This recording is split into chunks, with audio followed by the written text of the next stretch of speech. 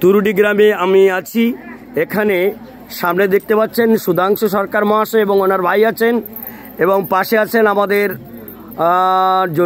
কেন্দ্রীয় কমিটির উপদেষ্টা শ্রী বাদল মণ্ডল মহাশয়। এখানে উমরকোটের এবং আমাদের রায়গড়ের, বিশেষ করে রায়গড় পঞ্চায়েত কমিটির প্রেসিডেন্ট অরুণ সরকার আছেন, আমাদের তারক দা আছেন, আমাদের রঞ্জিত দা।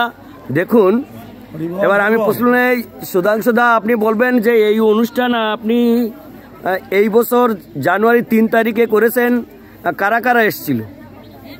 এখানে 3 তারিখে অনুষ্ঠানে মালকানগিরি থেকে আসছেন সুভাষ তরফদার, তারপরে অমিনেশ রায়। আপনি এই অনুষ্ঠান কেন করেন? এটা গুরুচরণ ঠাকুরে করতেন যে জাতির দল নেই সেই জাতির বল নেই। যখন অশিক্ষিত ছিল এই সমাজ, তখন সবাইকে একত্রিত করে এই ঠাকুরের নাম প্রচারার্থে আলোচনা শুরু করেন।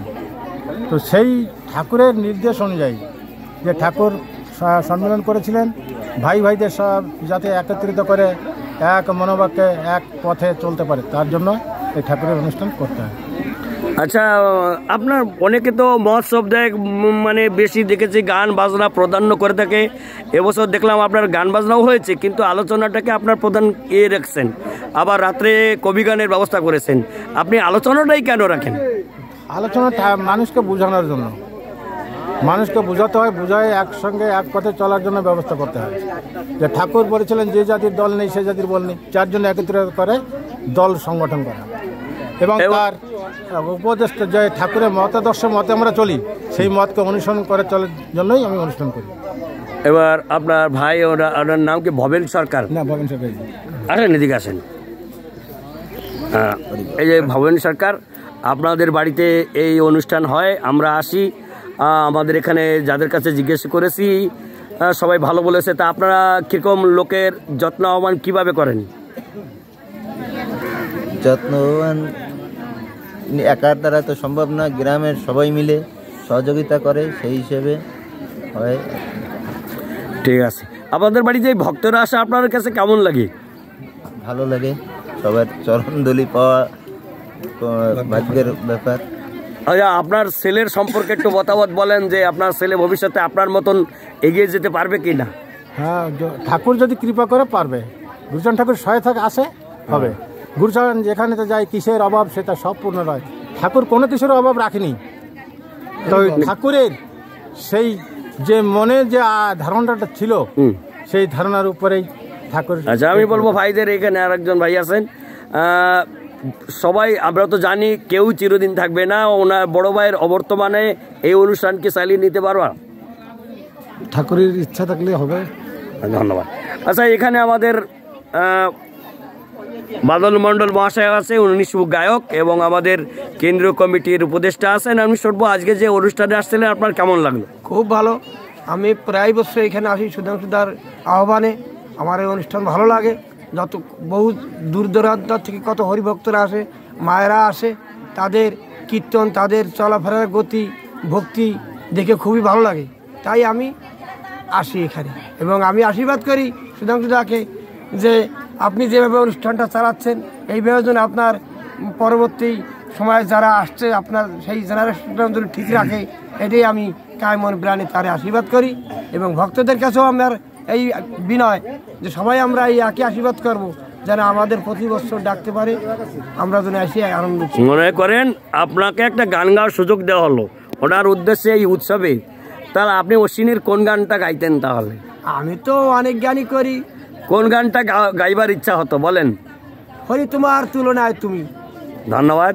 এবার আমরা অরুণ সরকার মহাশয়কে আমরা জিজ্ঞেস করব, উনি শিক্ষকতা করেছেন সারা জীবনে, এখন অবসর নিয়েছেন, এবার ঠাকুরের সেবায় থাকেন, আসছেন।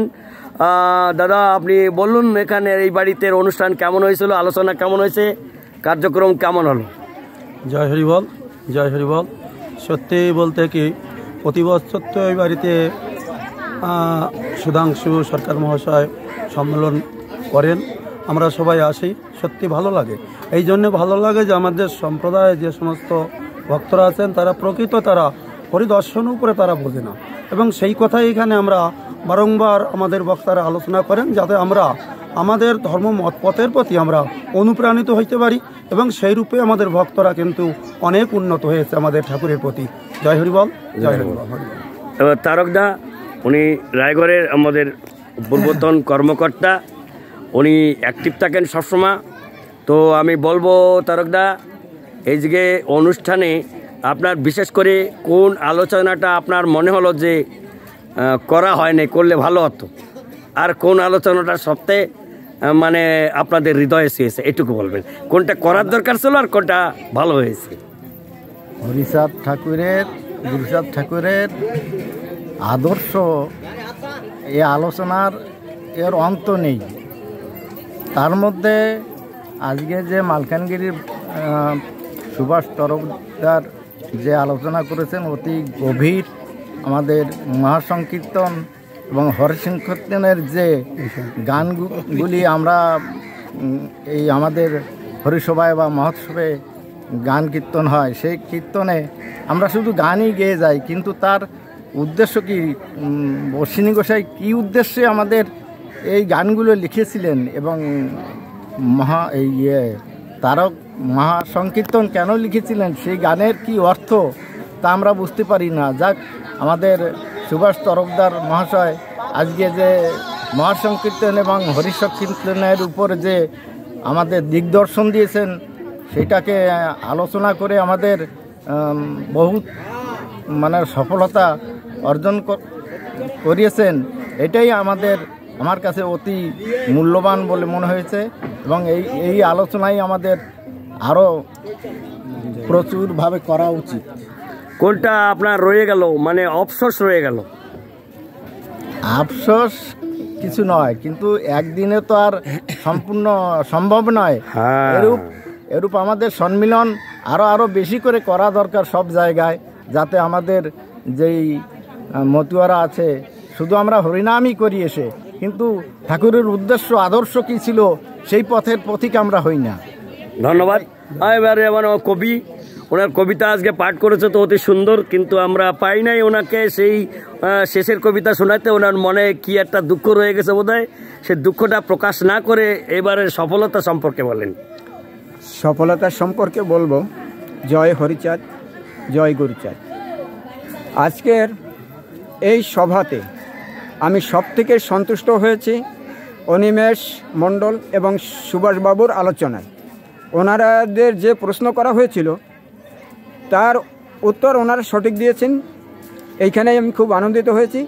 এবং আমি প্রত্যেক বছর, বিশেষ করে এই ৪র্থ বছর হলো আমি এই অনুষ্ঠানে অংশগ্রহণ করি, এবং সবার শেষে এদের সবাইকে ধন্যবাদ জানিয়ে যে কবিতাটা লিখি, এবছর সেটা ভালো করে লিখতে পারিনি, যার জন্য সেটা আমি বলতে পারিনি, ধন্যবাদ জানাতে পারিনি। তাই আমি সুধাংশু বাবুর কাছে হাত জোর করে ক্ষমা প্রার্থ যে ওনার কাছে আমি এবার কবিতার মাধ্যমে সামনে বছর আপনি অপেক্ষা করেন, আপনার সেই সুযোগ দেওয়া হবে। ধন্যবাদ সবাইকে।